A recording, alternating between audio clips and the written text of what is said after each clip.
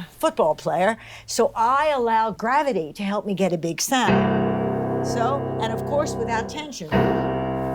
It's a different sound than you get when you're close. It's a richer sound. So this is actually a very common misconception in piano playing, that it requires a lot of strength to play in general, but specifically to make a really big sound. Now this pianist here is proof that that's actually not the case, both in what she's teaching and by virtue that she's just a small older woman who obviously doesn't have a lot of upper body strength. The reality, however, is that we can always use gravity when we play, and everyone can do it. Using gravity is the most powerful means of playing the piano. It's how I'm able to get such strong, percussive sounding chords in this Prokofiev that I was playing. In fact, most professional pianists actually use gravity when they play. This is what enables them to play with big sound and not get tired. Now, to further prove this, we're going to look at 3 recordings, first in normal speed, then slow motion, to demonstrate that this is a tremendously effective technique.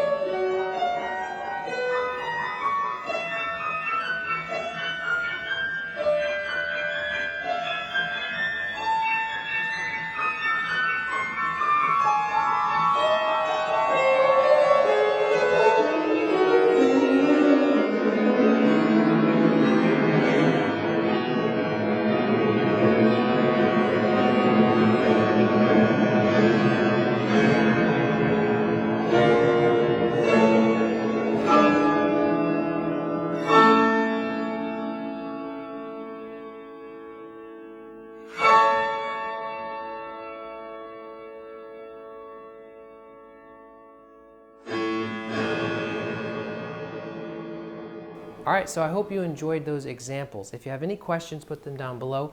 Try it out, tell me what you think. I guarantee it will completely change how you play the piano.